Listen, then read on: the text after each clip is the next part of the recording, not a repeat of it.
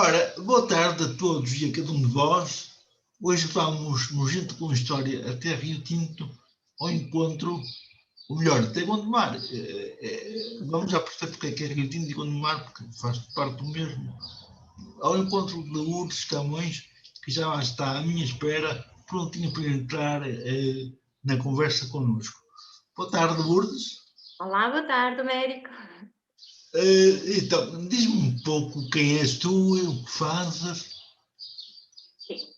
Então, eu sou a Lourdes, sou casada vai fazer 33 anos este mês. Tenho duas filhas, uma com 26, outra com 27. Neste momento já há uns aninhos, eu sou doméstica por opção. As minhas filhas, uma delas não vive aqui já, porque está a fazer o ano comum em Coimbra, já não vive aqui, mas a outra ainda vive comigo. Entretanto, Lourdes, eu não, pelo que te apresentei, disse que ia para o Rio Tinto, disse que ia para o Gondomar. Isto tem uma razão de ser, é que tu fazes vida em duas freguesias diferentes. Fazes em Rio Tinto e fazes em Gondomar. Tu vives em Gondomar e fazes a Portugal em Rio Tinto. É assim, não é? É assim, certo. É por isso. Tem a ver com a catequese, não é? Rio Tinto. Eu faço catequese em Rio Tinto. Vivi lá até há 23 anos atrás. Entretanto, vim viver para Gondomar, mas continuo naquela comunidade, em Rio Tinto, a fazer a catequese e é lá que vou à missa também. Lourdes, tu, entretanto, começaste, depois de teres casado, de teres a tua vida adulta, digamos assim, casaste, exerceste uma atividade profissional fora de casa. O que é que fazias fora de casa? Sim, eu cuidei de duas meninas numa casa particular, desde que elas nasceram, portanto, durante 12 anos. E depois isso Entretanto, antes de estar aí, como não tinha emprego, era novinha, não tinha emprego, dei explicações, assim, em casa, mas nada, assim, não era profissional, não é? Profissionalmente foi aí, de facto, nessa casa, com essas meninas, até nascerem as minhas meninas, até aos 5, 6 anos das minhas meninas. Cuidaste fora, depois cuidaste dentro e cuidas dentro agora sempre, não é? Exatamente, passei a cuidar de dentro, exatamente, portanto, por opção, lá está, porque nessa altura, portanto, as minhas filhas uma tinha 4, outra tinha 5 anos, quando eu optei por ficar em casa a cuidar delas, porque o salário que eu ganhava não dava para pagar o infantário delas. E nós começamos a perceber, eu e o meu marido, que para a avó que estava a cuidar delas, duas meninas pequeninas, estava a ser muito exigente e eu não queria sobrecarregá-la, não é? Claro, é normal. E realmente o ordenado que eu ganhava não dava para o infantário para as duas, então fizemos, olha, pesamos na balança tudo o que estava em questão e eu optei por ficar em casa a cuidar das meninas. Mas mesmo uma mãe que fica em casa a cuidar dos seus filhos é uma grande riqueza, não é? Olha, é uma grande riqueza, um grande desafio, é uma canseira desgraçada, é muito desgastante na medida em que 24 horas por dia elas estão em cima de nós. Também porque nós, por estar em casa, fazemos coisas que não faríamos se estivéssemos a trabalhar fora, não é? Portanto, muito mais desafios. Posso dizer-te que deitava-me muitas vezes tarde, depois de as deitar, a fazer, por exemplo, testes para elas fazerem, quando andavam já no secundário, porque elas iam fazer testes, então eu preparava, estudava também, para elas treinarem, ter testes de preparação, percebes? Era eu que lhe tinha que fazer perguntas, fazer aquele acompanhamento que, não estando, se não estivesse em casa, não era capaz de o fazer, não é? Claro, claro. Portanto, é realmente muito desgastante, mas também muito gratificante. Eu pude acompanhá-las a todos os níveis. Por exemplo, eu dou-te um exemplo muito, muito concreto. Olha, Américo, na escola primária, quando a professora pedia ajuda aos pais para participarmos a fazer as coisinhas, por exemplo, para cortejos de carnaval, cortejos, sei lá, que organizava a escola, eu podia participar nisso, podia apoiar tanto muito a professora e também os alunos, não é? Fiz parte da associação de pais, por exemplo, porque podia, não é? Lá está. E se estivesse a trabalhar, isso era difícil. Portanto, eu pude fazer um acompanhamento muito mais próximo, tanto em casa como fora de casa, um acompanhamento às minhas filhas, que não estou arrependida, que não me arrependo. Tu nunca tiveste experiência, e não sei se isso alguma vez te criou alguma ansiedade, nunca fizeste experiência de trabalhar por conta de uma empresa onde tinhas colegas, onde podias conhecer muita gente, nunca sentiste necessidade disso? Não, isso não. Pois, mas nem tiveste necessidade de contactos com gente, que quem trabalha fora tem contacto com gente, porque conhece gente no autocarro, conhece gente no emprego. É assim, durante um tempo eu andei de autocarro, não é? Não tinha carro. Sim. E sim, convivia com as pessoas do autocarro, do comboio, não é? Sim. Mas nunca tiveste aquelas ligações com colegas de emprego, com patrões? Não. Mas, Tinha pronto, com a mãe e com o pai das meninas, não é? sim. Com os avós, com a família, com toda a família próxima, mais próxima, sim, isso tinha. Entretanto, esta experiência de cuidar de crianças depois converteu-se também num outro desafio, que foi ter sido convidada, queria que fosse convidada, para colaborar no serviço de apoio espiritual e religioso do São João.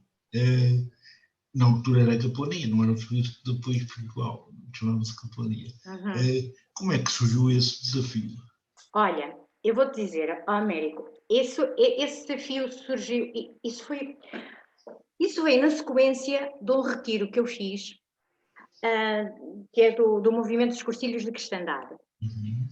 Eu já há muito tempo que eu dizia, ou pensava para mim, que as minhas filhas, portanto, isto foi há cerca de 10 anos, as minhas filhas já estavam maiores, já era possível eu dar um pouco mais para fora, para fora de casa, e aos outros, e então, o que aconteceu?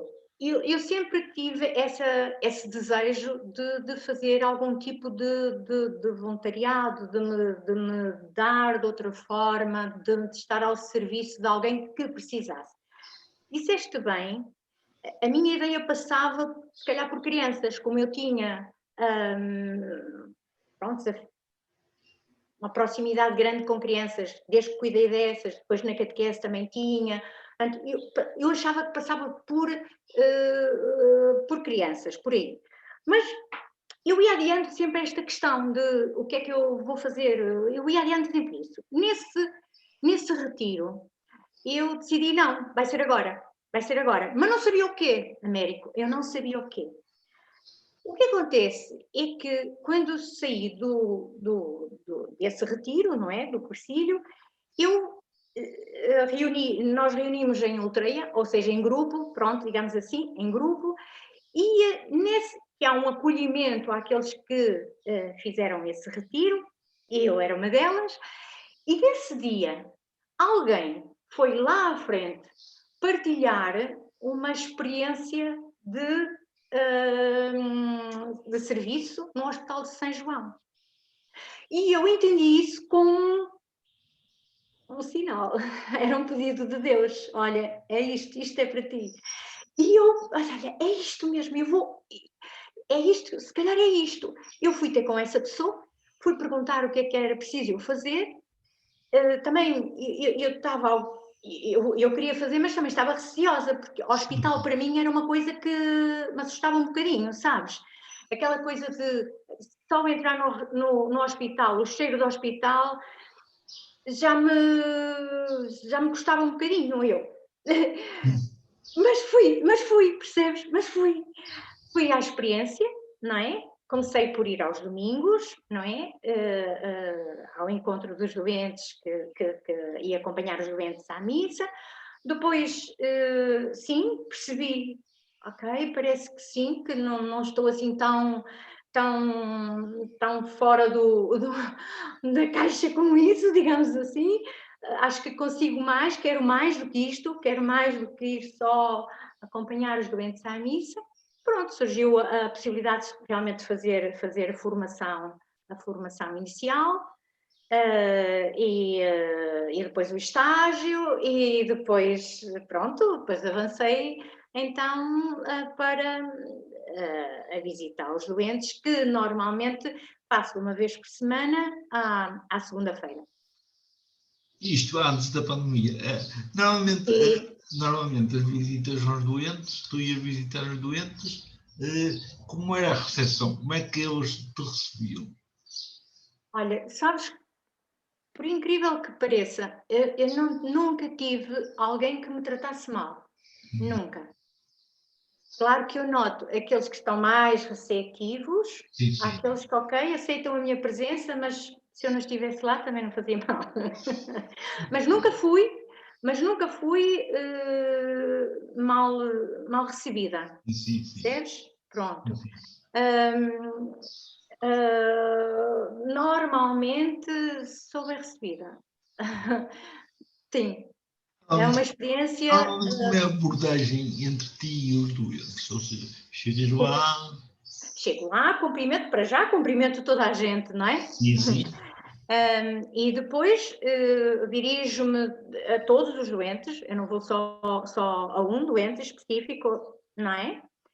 Dirijo-me a todos os doentes, individualmente. Apresento-me como o meu nome e o meu serviço, do Serviço de Assistência Espiritual e Religiosa do Hospital de São João. Simplesmente conversamos se o doente assim o quiser, e acho que até é mais a questão de escutar do que o falar, e é incrível a necessidade que muitos doentes têm. Devo-te dizer que a primeira grande experiência de contacto com o doente foi com um senhor que era um senhor com um porte, assim, um senhor homem, que a dor dele não era a dor física de quem está num hospital. Eu nem sei porque é que ele estava no hospital, aliás, nem temos que questionar isso, não é? Nem sei porque é que ele estava no hospital. Porque o que ele falou, e falou, e falou, era a dor que ele sentia de não ter os filhos por perto, de problemas que havia ali entre a família, e aquele senhor, que era um portento de homem, desabou a chorar. E isto, para mim, foi a primeira grande experiência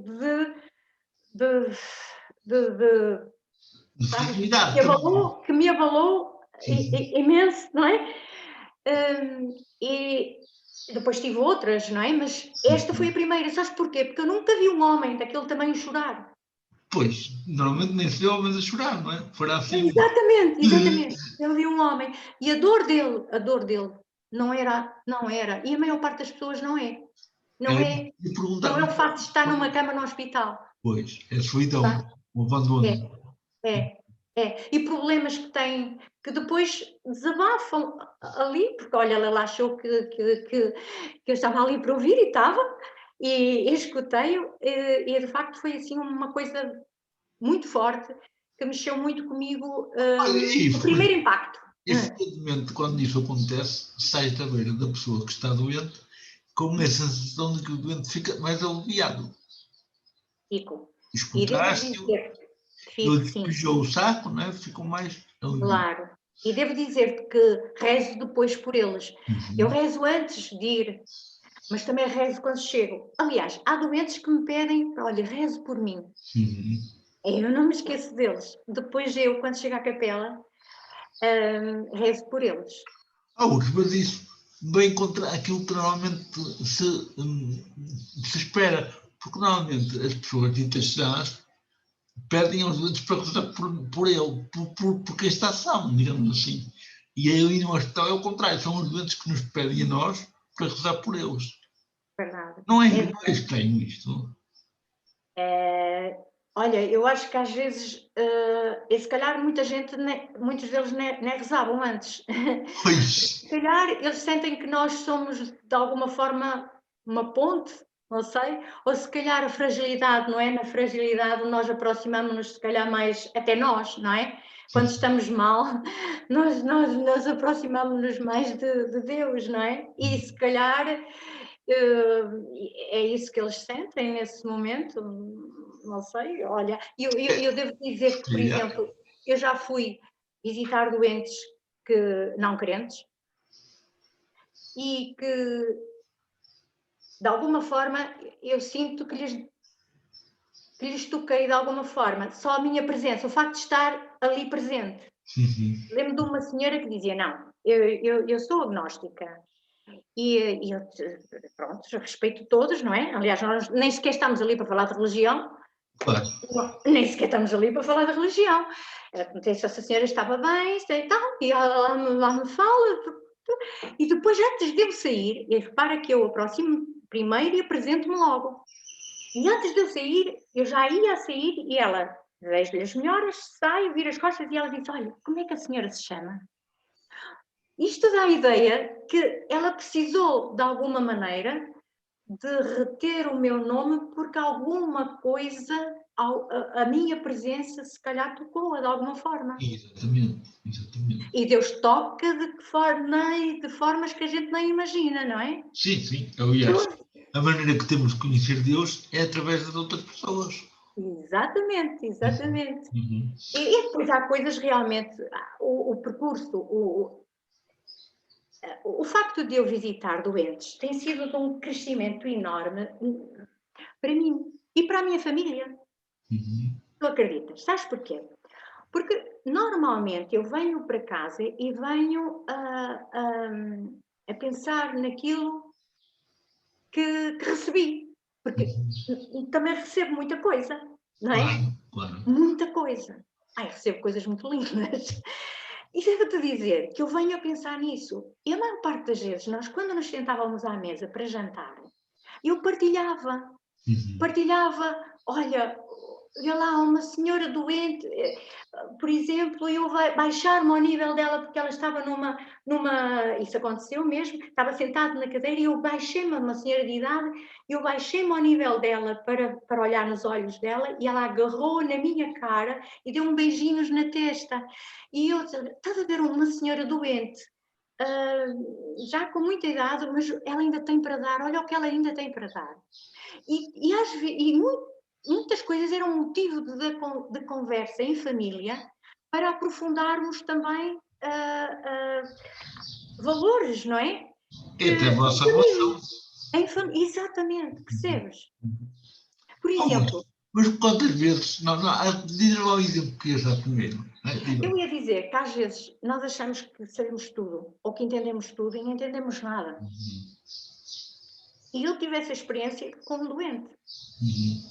Eu fui visitar uma doente e aproximei-me dela e a senhora nitidamente não estava a dizer coisas com nexo. Nenhum nexo. Ela começou-me a dizer, olha, vinha-me buscar-te boleia, não é? Vinha-me dar boleia, mas olha, já não é preciso, porque aquela senhora dali, ela ia-se embora, ela achava que ia ter alta, quer dizer, nem sei se tinha, se não, ela achava que sim. Aquela senhora ali vai-me levar de boleia, já não é preciso a senhora dar-me boleia. E E eu a pensar para mim que, ui, esta senhora não entende nada do que é que eu estou aqui a fazer, não é? O que é que eu estou aqui, mas de onde sou, o que é que vim cá fazer? Ela não está a entender nada. Mas estive com ela, não é? E às tantas, quando me despeço dela, ela diz-me assim: obrigada, a senhora tem um sorriso muito lindo. Olha, isto fez-me perceber isso. Eu não percebi nada, ela percebeu tudo. Ela percebeu aquilo que era necessário. O meu sorriso foi o que eu lhe fui oferecer. E ela entendeu muito bem. Se calhar Eu era é que não aquilo estava a entender nada. Percebeste? era Eu não aquilo que ela estava. menos tinha, era o sorriso, não é? Ela entendeu tudo. Tudo, pois. Tudo o que era necessário entender para ela naquele momento. O importante é isso, é que eles entendam o que é importante para eles. Para nós, Exatamente. não interessa. Exatamente. Há outros, mas muitas vezes, digo eu, também deves vir com o coração muito apertado porque vais visitar e as coisas não correm bem, porque não consegues levar a esperança, não consegues acolher o outro como querias, o outro está numa situação dramática e tu nada podes fazer, a não ser a oração, mas muitas vezes, para nós crentes, que somos crentes, a oração cheira a pouco, nós queremos fazer mais. Nunca te acontece isso, de sair do hospital com essa necessidade, eu tenho que fazer algo mais por aquela pessoa, e não sou capaz, porque eu não sou médico, não sou enfermeiro. Claro. Sim, acontece muitas vezes. Acontece, E Américo. como é que fazes isso? Como é que reages? O que nós podemos, o que eu faço de facto, a oração, está lá. Agora depois também eu começo a perceber, o seguinte: Américo, o que nós podemos fazer, ou o que nós fazemos, se calhar tem mais alcance que aquilo que nós somos capazes de perceber. Exatamente. Não é? Exatamente. Aquilo que se calhar nós pensamos, olha, não consegui fazer, não consegui ajudar, se calhar É um engano. não sabemos, exatamente, não sabemos. É um bocado como a semente, não é? A leitura de hoje que fala da semente, a semente cai lá, o resto, mas depois ela vai germinar, vai fazer. Eu não vou ver o que vai acontecer à semente. Não sei, não vi. Ok, mas ela vai germinar, vai crescer e vai continuar a trabalhar. Olha, não temos esse alcance, mas quem sabe, não é? Eu acho que não estamos sozinhos. Mas Nós não vamos sozinhos. Mas é essa sensação de não podermos fazer mais nada causa alguma impotência, alguma É um fragilidade. bocado frustrante até, sim, mas olha, Américo, não há volta a dar, eu pelo menos não sei. Eu sei que não, eu não estou a pôr isto assim muito à prova, porque quem nos está a ouvir, muitas pessoas que nos estão a ouvir nunca fizeram esta experiência e se calhar têm medo de fazer porque têm medo de não conseguir dar respostas. E nós não podemos dar respostas de tudo. Não, pois não. É óbvio, não é? Alguém as há de dar, não somos nós, não é? Exatamente. Mas há uma outra situação que para mim é importante, tu aqui fizeste um bocadinho, mas foi de rama. Tu dizes que às vezes sais a ver o doente e dizes, olha, as melhoras. Mas há aquelas situações em que dizer as melhoras é uma ofensa, porque a pessoa não tem melhoras. Pois, olha, dizer. Mas esse é realmente um desejo de toda a gente, é as melhoras. E o desejo é o desejo meu e é o desejo do doente, é ficar melhor. Se vai concretizar ou não, Mas olha. quando se sabe que não há possibilidade de melhorar, imagina que é um doente que vai ter que amputar pernas, braços. Sabes que a maior parte dos doentes que nós vamos ver, nós não sabemos, eu não sei sequer o que é que ele tem. Ele não me fala, ele não é obrigado a dizer-me nada. Sim. E então, eu não sei se o caso. Há doentes que simplesmente estão acamados e não reagem e não falam, não sabemos se houve, se não. Pronto, há doentes. Há outros doentes que falam, mas eu nem sequer sei qual é o problema deles, se eles vão ser amputados, se não vão ser amputados, porque eles também não partilham, nem têm que partilhar, não é? Não têm. Eu também não lhes pergunto. Mas tu, quando estás com um doente, é uma visita esporádica ou permaneces algum tempo junto da pessoa? Pronto, não. Olha, eu vou-te dizer, eu não faço acompanhamento, não é? Pois. Embora eu ache que isso era o ideal. Mas eu fiz uma vez um acompanhamento. E gostaste? Porque pedi autorização para fazer numa mãe que tinha um filho com 18 anos, acabados de fazer, que já estava, esse filho era filho do Hospital São João, portanto, desde bebê, operações atrás de operações, atrás de operações, atrás de operações, e como fez 18 anos, passou para a parte de adultos, saiu do Joãozinho, passou para a parte de adultos. E ele ia ser operado outra vez, tinha a ver com as costas, o crescimento dele, ele era um homem já, pois, mas teria que fazer outra operação porque a coluna, eu não sei explicar bem, mas não acompanhava o crescimento, e assim. O que aconteceu foi que ele ia ser operado ao outro dia e a senhora estava numa angústia enorme. Aí eu pedi autorização para o outro dia estar com essa mãe. E eu estive cá fora do bloco com essa mãe o tempo todo. E devo dizer-te que ela estava muito nervosa, como é evidente, mas falou muito o tempo todo. E devo dizer-te que ela disse o seguinte, ela disse que nunca ninguém tinha feito aquilo por ela. Esteve sempre sozinha em todas as cirurgias que o filho fez.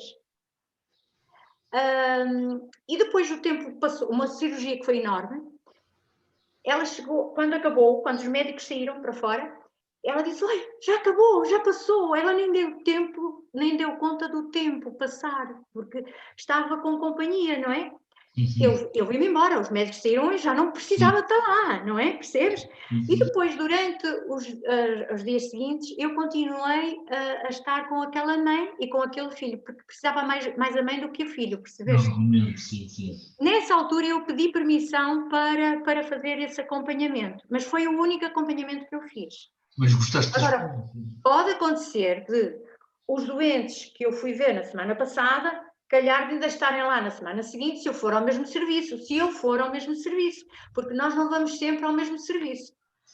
Mas não achas que era importante que isso acontecesse? Era, na minha opinião era. O acompanhamento, claro que nós, e já estamos na formação a ser motivados para isso, não é? Porque o acompanhamento exige realmente tudo exige formação, e tu sabes que a formação é contínua, não é? No hospital. E o acompanhamento exige formação, sem dúvida nenhuma. Mas já está a ser feito isso. Mas concretamente, acho que já há pessoas a fazer acompanhamento, sim, mas eu ainda não. Mas eu considero que seja importante isso. Mas por aquilo que eu sei, não há quase ninguém. Quase ninguém, exatamente, muito poucos. Mas, Urdes, digamos que esta situação de acompanhar alguém exige muitas formação, mas também exige uma aptidão, uma vocação quase que inata para a pessoa poder depois desenvolver com formação. A escuta, a disponibilidade, o compromisso, o ir visitar aquele doente uma vez por semana ou duas que seja, porque o doente, quando quer falar contigo, quer falar contigo e depois não quer contar a história a outra pessoa outra vez. Quer dizer, claro, e estabelecer ali uma relação de empatia. Uma relação, sim, claro. Que não é possível fazermos neste tipo de visita que eu faço, não é?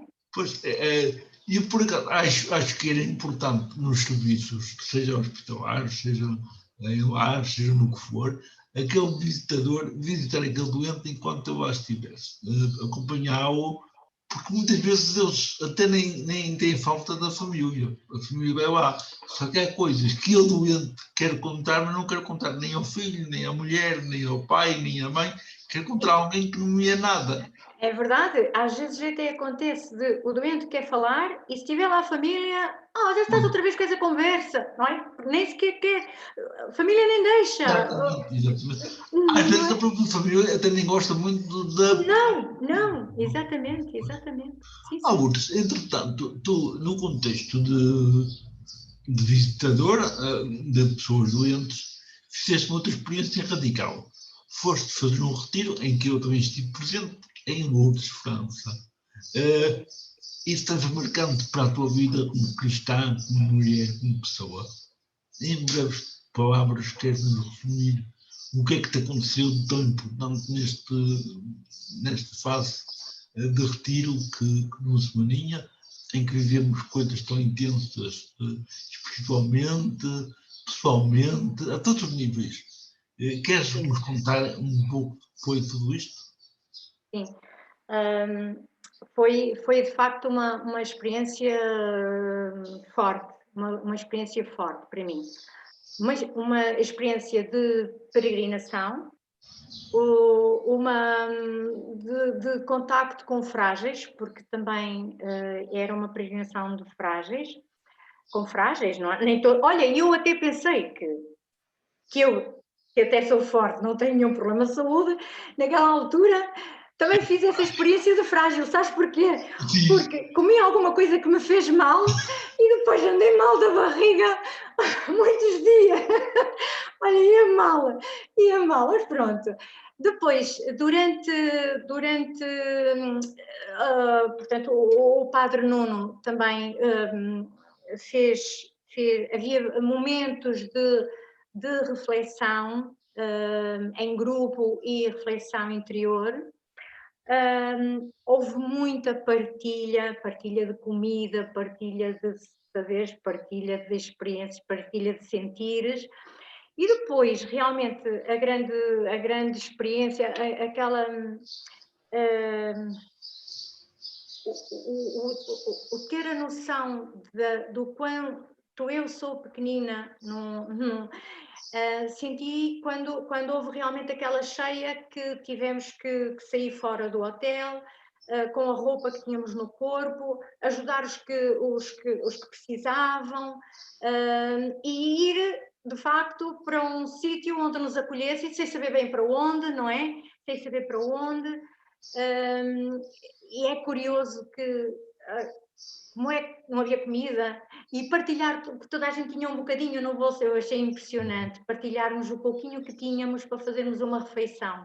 Sim, sim. Naquela noite que não havia água, não havia luz, não havia nada. Eu lembro-me que eu dormi com mais 2 pessoas, foi com a Alzinda e a Adelaide, dormimos no mesmo quarto. E nós levamos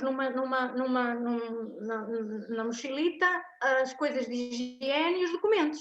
Mais nada, não é? E então, com um bocadinho de água, deu para as 3 lavarmos os dentes. Com um bocadinho. Não havia água nas torneiras.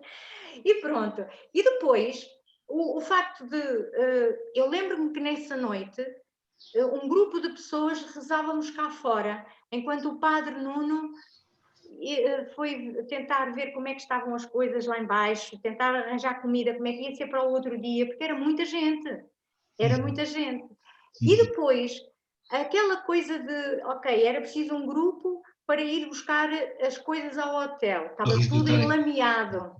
Nós, pelo meio da lama, para ir buscar os pertences das pessoas. Já foi 2 dias depois. Já foi, exatamente. Mas estás a ver o que é no meio da... Estava tudo bem, nós iríamos aos Pirineus, não fomos aos Pirineus, mas percebemos que no meio de tudo aquilo, quando nós somos pequeninos, mas também o quanto nós somos capazes se estivermos unidos. Porque houve um grupo de pessoas que foram capazes de ir, não sabíamos o que é que íamos encontrar, andamos a carregar malas às costas, à cabeça, a passar de uns para os outros até chegar à caminhonete, a fazer um cordão. E nós ali à espera de que vocês chegassem. Exatamente. E digo, nós podemos estar presente nessa peregrinação que foi histórica, foi memorável para todos nós. Encontramos uma Nossa Senhora de Lourdes no meio da lama, que está na capela, intacta,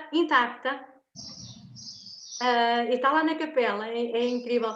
E realmente não foi preciso ir aos Pirineus para nós sentirmos quando somos pequeninos, porque de repente a nossa vida muda, de repente foi preciso alterar planos, de repente foi preciso mudar o rumo das coisas. Na hora, o perigo que corríamos quando embarcamos no autocarro para atravessar a ponte. Quando partimos? Então, embarcamos no hotel em fuga para outra casa de umas irmãs de São cheia Paulo. de medo. E toda a gente cheia de medo. Mas tiveste a noção que faltavam poucos minutos, segundos, para não poder passar? Pois, exatamente. Nessa altura não tive essa noção. Tive depois... Não ouviste as informações dos seguranças? Pois não, só vamos evacuar, temos que sair, Quando entrei, eu fui dos últimos a entrar, foi dos últimos a entrar no autocarro, e estava um segurança cá fora, dois, de fora um para o outro, e a mandaram-me fugir rapidamente, como se eu pudesse, não é? Porque a água ia deixar a ponte submersa, não podíamos passar e ficávamos ali submersos. E eu prefiro tudo por ser francês, não é? E então eu subi, o Padre Nuno subiu, a irmã Fernanda subimos todos por dentro, e eu, muito impavidamente, porque eu não estava a ver nada, mas sabia que era perigoso, eu tinha noção que era perigoso, e ter que realmente ter aquele sangue frio de deixar as pessoas entrarem e ter eu o último a entrar, porque não importava que eu o último a entrar, eu tinha fé que tudo ia correr bem. E o mais estranho disso tudo foi a serenidade com que nós conseguimos, a maioria, encarar aquilo tudo. E acho que a maioria das pessoas, só muito tempo depois, já cá em Portugal, é que começaram a ter consciência de que aquilo foi muito, muito arriscado, muito perigoso. Claro, estou a falar de alguns, porque outros viram, mas foi muito uma experiência. Eu diria que em vez de irmos aos Pirineus, os Pirineus vieram até nós. Vieram até nós mesmo, é isso mesmo. É isso mesmo, Américo. Nós fizemos uma experiência muito interessante, porque eu... E que aquilo teve a ver com o degelo dos Pirineus. Vieram ter literalmente a nós.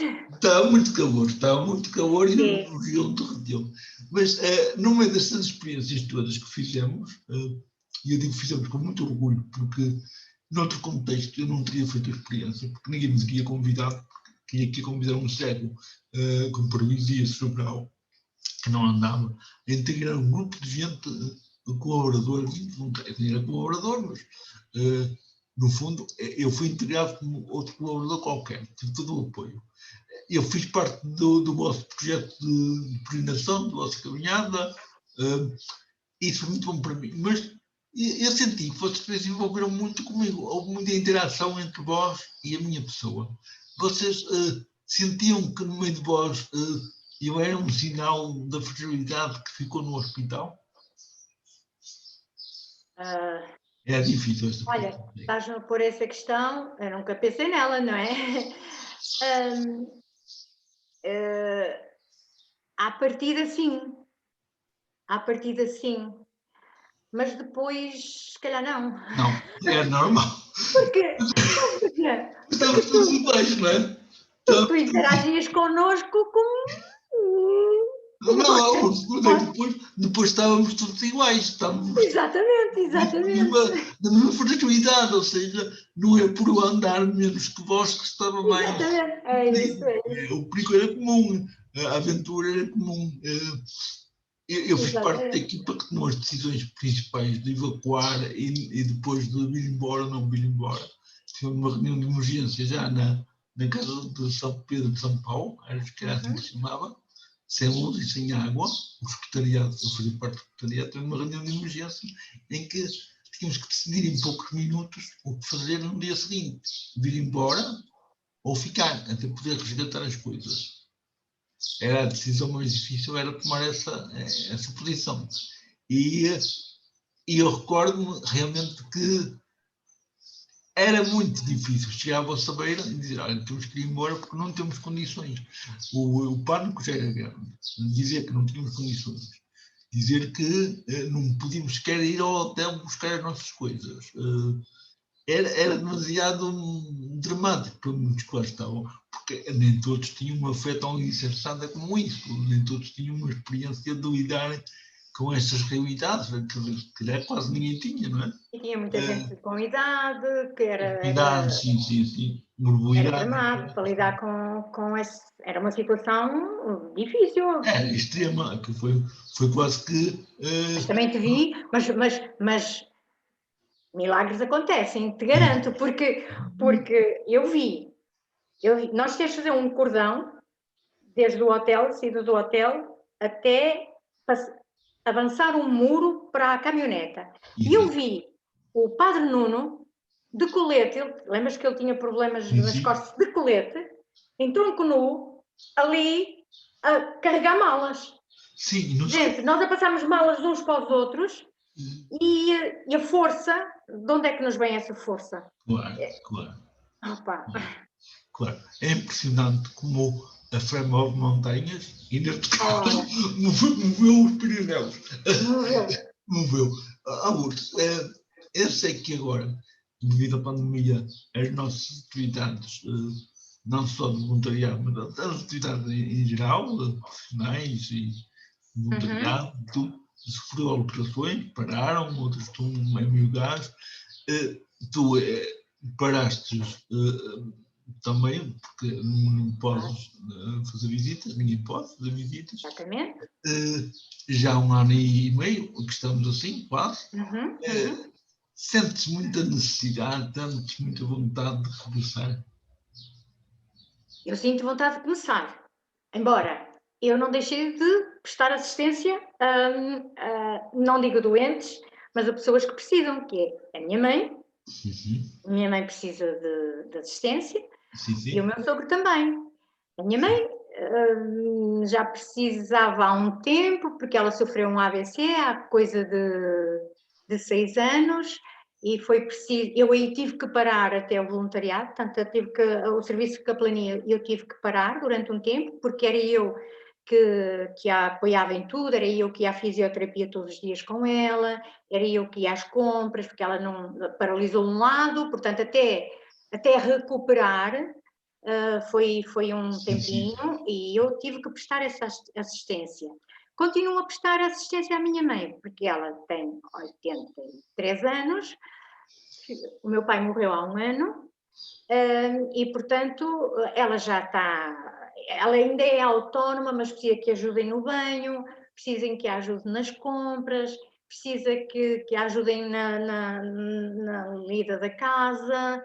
Na vida diária, não é? Exatamente. O meu sogro também ficou viúvo há pouco tempo, embora seja autónomo, é um senhor, é um homem que não limpa casas de banho, não limpa cozinhas, não lava a roupa, não passa a ferro, e eu tenho que prestar essa assistência, não é? Eu vou lá limpar com a ajuda da minha filha, depois trago a roupa para lavar, para secar, para passar a ferro, tenho que limpar a cozinha, tenho que fazer essas coisas. Portanto, assistência a velhinhas, digamos assim, eu continuo a prestar, que não doentes. Mas é muito diferente do que está. Mas é muito diferente. Claro que tenho vontade, sim, tenho vontade de recomeçar. Porque deves ter saudades de poder encontrar com pessoas que nada têm, que não têm ninguém, que gostam mais só. Exatamente, sim. A nossa entrevista dava, como estás a ver, para quem dizia que não tinha nada de interessante para partilhar, dava para estar aqui uma tarde inteira e 4 mais meses, encheste o tempo muito bem preenchido. Acho que qualquer pessoa que vai ouvir as tuas palavras vai ficar deliciado e se calhar vais despertar as pessoas uma vontade grande também de fazer uma experiência de voluntariado. Pode ser que isso aconteça e Deus queira que sim, que haja mais vocações laicais para ajudar a quem precisa de ajuda, ou seja, na área da saúde, ou seja, na área de que for. Era sempre bom nós podermos contar com pessoas que, como tu, têm testemunhos de doação ao outro, nem sempre elas aparecem, ou muitas vezes estão escondidas. Este programa visa precisamente pôr a nu, pôr cá fora pessoas que fazem muito, embora digam que fazem um pouco, pelo próximo. Se conheces alguém, ou se alguém que nos esteja a ouvir tem uma história que queira partilhar, não se importa com o tamanho nem com a força da história, deixem isso por nossa conta. Venham até nós, o e-mail é contosreais@gmail.com, ou então, se conhecerem a Lourdes, falem com a Lourdes e ela encaminha, e nós teremos todo o prazer em pôr aqui em público a sua vontade de mostrar, de partilhar os seus dons em prol de uma comunidade, da sociedade, da família, do que for. Estejam à vontade. Quanto a nós, Lourdes Camões, o dia de Camões já foi, mas 2 Camões a vida toda. É sempre, todos os dias para mim. Eu quero dar-te um beijinho muito grande, porque as pessoas perceberam perfeitamente que nós, além de amigos, fizemos e fazemos trabalho em paralelo, comum. Uns mais na área da formação, outros mais na área do agir, que é o teu caso, mas o trabalho faz em comunidade, uns fazem uma coisa, outros fazem outra, e tudo ele tem sentido e é importante quando é feito com o coração. Eu não tenho palavras para dizer nada mais, a não ser realmente voltar a agradecer-te e desejar-te que rapidamente possas regressar ao teu meio, ao meio onde te sentes realizada, que é cuidar de quem necessita dos teus cuidados, e são cada vez mais. E vamos encontrar uma realidade ávida dos nossos cuidados, quer de escuta, quer de estarmos com eles, às vezes até para, nem só escutar, é escutar o silêncio que eles têm, porque muitas vezes eles não têm nada para dizer, mas terem a nossa presença para poderem não estar tão sós como muitas vezes estão outros. Que a tua vida continue a ser abençoada e continues a ter força, saúde e energia para fazeres o teu serviço como tens feito, quer em casa, quer à tua volta. Um beijinho grande e agora sim podes te despedir e desafiar também, se quiseres desafiar mais alguém para seguir os seus passos, como colaborador, como voluntário. Obrigada, Américo. Olha, eu realmente o que eu posso dizer é que não tenho medo, porque de facto às vezes nós somos capazes de coisas que julgamos, muitas vezes não somos, porque e garanto que é o que nós crescemos com estas experiências de encontro com os mais fragilizados, faz-nos mais humanos. E acho que há uma grande falta de humanidade atualmente. Portanto, não tenhamos medo de ser humanos. É isso. E obrigada.